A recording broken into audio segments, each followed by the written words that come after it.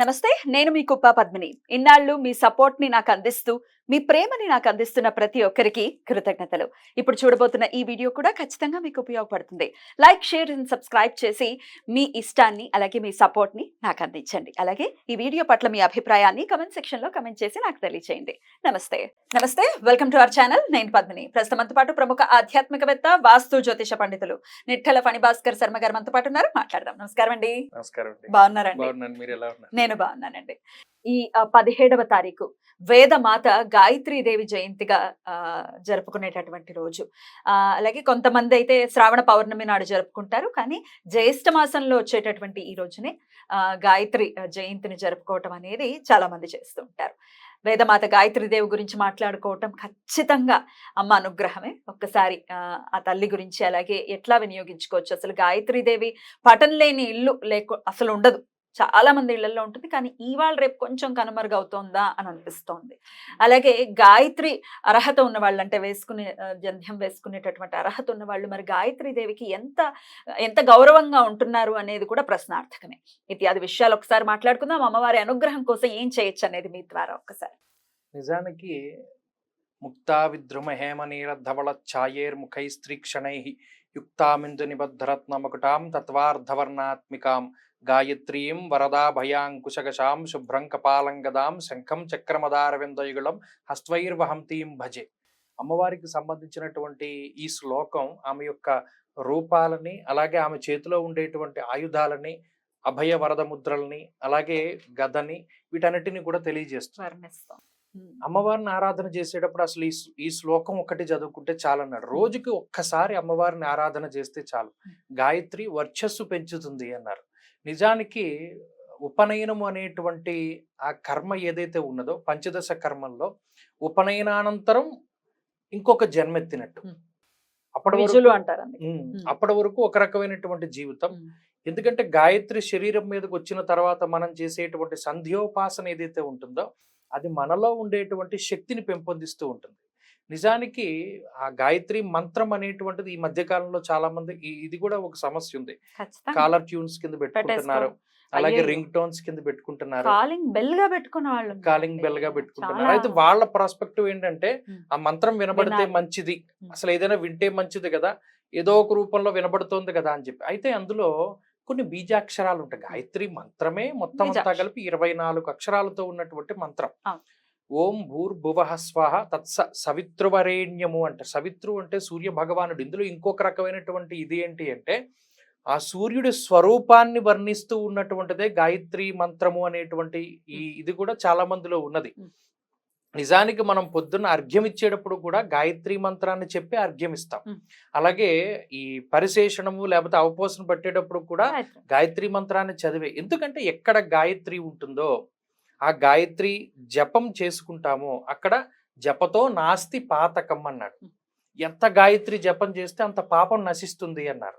అయితే ఈ గాయత్రి అక్షర లక్షలు చేసిన వాళ్ళు ఉన్నారు, 24 లక్షలు గాయత్రి చేసిన వాళ్ళు ఉన్నారు, 1,00,000 గాయత్రి చేసిన వాళ్ళు ఉన్నారు, లేదు సహస్ర గాయత్రి చేసేటువంటి వాళ్ళు, రోజు చేసేటువంటి వారు ఉన్నారు, లేదు శతగాయత్రి చేసేటువంటి వారు ఉన్నారు. అయితే ప్రధానంగా సంధ్యోపాసన చేసేటప్పుడు ఎందుకంటే గాయత్రి మంత్రానికి అంటే ఇందాక మనం చెప్పుకున్నట్టు ఒకటి సూర్యుడికి సంబంధించినటువంటి ఆ రూపాన్ని లేకపోతే గుణాలని వర్ణించేటప్పుడు కూడా గాయత్రి మంత్రంలో ఉండేటువంటి ఆ అక్షరాలు ఇవన్నీ కూడా సరిపోతూ ఉన్నాయి. అలాగే అర్ఘ్యం ఇచ్చేటప్పుడు కూడా ఇదే మంత్రం చదవడం ద్వారా ఆ సూర్యుడికి సంబంధించిన ఉదయాన్నే ఉదయిస్తూ ఉన్నప్పుడు ఆ రాక్షసులు ఎవరైతే ఉన్నారో ఆ రాక్షసులు ఈయన్ని ఉదయించకుండా చేస్తారు. మనం వదిలేటువంటి అర్ఘ్యపాద్యాల్లో ఉండేటువంటి ఒక్కొక్క బిందువు కూడా ఒక్కొక్క బాణంలా మారి ఆ రాక్షసులను సంహరిస్తుంది. అందులో ఉన్నటువంటిది అది. అయితే మనం ఇప్పుడు ఏం చేస్తున్నాం, నిత్యము గాయత్రిని శరీరం మీద ధారణ చేస్తున్నాం. యజ్ఞోపవీతం గురించి చాలా మందికి తెలియదు. అంటే ఇప్పుడు వేదమాత గాయత్రీదేవి ఆమె జయంతి కాబట్టి అసలు యజ్ఞోపవీతం ఎందుకు వేసుకోవాలి? ఇప్పుడు 4 ముళ్ళు ఉన్నటువంటిది లేదా 4 పోగులు ఉన్నటువంటి యజ్ఞోపవీతం వేసుకుంటున్నారు. దాని గురించి కూడా చాలా మందికి అవగాహన లేకుండా పోయింది. అలాగే బ్రహ్మచారి ఉంటాడు, ఒక పోగు ఉన్నటువంటి యజ్ఞోపవీతాన్ని వేసుకోవాలి ఎందుకు అనేటువంటి విషయం చాలా మందికి తెలియదు. ఇందులో ఒకటేంటి అంటే మనకు ఉపనయనం చేసేటప్పుడు తండ్రి గారు ఒక పోగున్న యజ్ఞోపవీతం వేస్తారు, వివాహం అయినప్పుడు మామగారు ఒకటి పోగు వేస్తాడు, అలాగే మూడో పోగు వేసుకోవాలి. ఎందుకంటే ఎప్పుడైనా మనకి ఉత్తరీయం లేకుండా బయటికి వెళ్ళినప్పుడు ఆ దోషం పోవడానికి మూడవ ఈ పోగు. పోగు వేసుకుంటాం. ఉమ్. నాలుగవది, ఎప్పుడైనా మనం పంక్తి భోజనం చేసేటప్పుడు ఎవరైనా యజ్ఞోపవీతం లేనివాడు కనబడితే, ఇవ్వచ్చు. లేదా యజ్ఞోపవీతం పాడైనటువంటిది లేదా ఇలాంటి చెదిరిన చెదిరినటువంటి ఒకవేళ వాళ్ళు ఉంటే. కనబడితే ఇది తీసి వాడికి ఇమ్మన్నాడు. బాబా. అందుకని 4 ఇవాళ దానికి సంబంధించి అసలు మీనింగే తెలియదు మన తెలీదు. వాళ్ళకి. అసలు వేసుకుంటేగా ఇది ఈ మధ్యన ఇంకో విశేషం ఏంటంటే చిలకుకి పెడుతున్నారు తీసేయటం అది. తీసేయడం. లేదు ఇంకోటి రాత్రి వేసుకోవాలంటే కూడా దీన్ని ఉండగా దానికి ఒక ఏదైనా ఇబ్బంది పద్ధతి ఏదైనా ఉంది. ఉంది. ఉమ్. ఆ యజ్ఞోపవీతాన్ని తీసేటప్పుడు కూడా ఒక మంత్రం ఉంటుంది. ఉమ్. ఆ యజ్ఞోపవీతాన్ని వేసుకోవడానికి ఒక మంత్రం ఉంటుంది. అయితే ఇవన్నీ అమ్మవారి యొక్క అనుగ్రహం ఉంటేనే కానీ అసలు ఆవిడ మన శరీరం మీదకి రాదు రాదు కదా. కదా. సంధ్యోపాసన అలాగే ఇందాక మనం చెప్పాం, జపతో నాస్తి పాతకం, కృషితో నాస్తి దుర్భిక్షం, జపతో నాస్తి పాతకం అన్నారు. మరి ప్రతిరోజు సంధ్యోపాసన గనక చేయగలిగితే వాళ్ళకి రకరకాలైనటువంటి దోషాలు, యథాహ్నాత్ కురుతే పాపం తదాహ్నాత్ ప్రతిముచ్యతే, యద్రాత్రియాత్ కురుతే పాపం తద్రాత్రియాత్ ప్రతిముచ్యతే, సర్వవర్ణే మహాదేవి సంధ్యావిందే నమోస్తుతే అని చెప్పి సంధ్యావందనం చేసుకోవాలి.